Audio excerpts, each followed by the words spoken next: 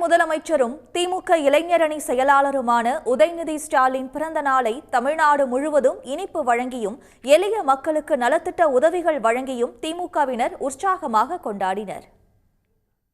உயர்நீதிமன்ற மதுரை கிளையில் திமுக வழக்கறிஞர் அணியினர் துணை முதலமைச்சர் உதயநிதியின் பிறந்த நாளை கொண்டாடினர். அப்போது நீதிமன்றத்தில் பணிபுரியும் சுகாதார பணியாளர்கள் உள்ளிட்டோருக்கு இனிப்பு வழங்கி மகிழ்ச்சியை வெளிப்படுத்தினர். சென்னை மதுரவாயில் அருகே 1049 மகளிருக்கு நலத்திட்ட உதவிகள் வழங்கப்பட்டன.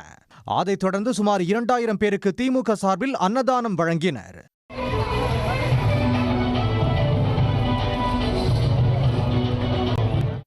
தேனியில் திமுகவினர் குதிரை ஏற்றம் குறித்து விழிப்புணர்வு ஏற்படுத்தும் வகையில் துணை முதல்வர் பிறந்த நாளை கொண்டாடினர். வீரபாண்டியில் தொடங்கிய பேரணியில் 20 குதிரைகள் பங்கேற்று சுமார் 30 கிலோமீட்டர் தூரம் பயணித்து வீரபாண்டியில் நிறைவு பெற்றது.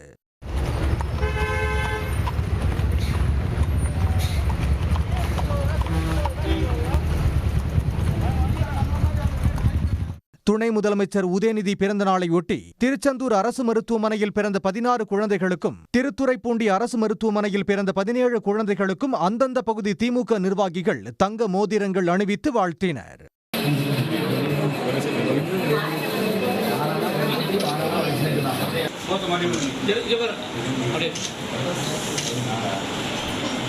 கிருஷ்ணகிரியில் நலன் காக்கும் ஸ்டாலின் திட்ட மருத்துவ முகாம்களில் கண்ணாடி அணிய பரிந்துரைக்கப்பட்டவர்களில் 1000 பள்ளி மாணவர்களுக்கு திமுகவினர் கண்ணாடிகளை வழங்கினர்.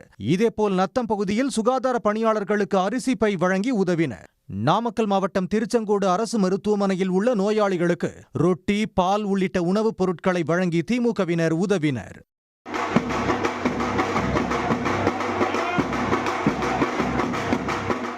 இதேபோல் திண்டுக்கல், விருதாச்சலம், ராமநாதபுரம் உட்பட தமிழ்நாட்டின் பல்வேறு இடங்களில் திமுகவினர் பட்டாசு வெடித்தும் கேக் வெட்டியும் பொதுமக்களுக்கு இனிப்பு வழங்கியும் துணை முதல்வர் உதயநிதி பிறந்த நாளை உற்சாகமாக கொண்டாடினர்.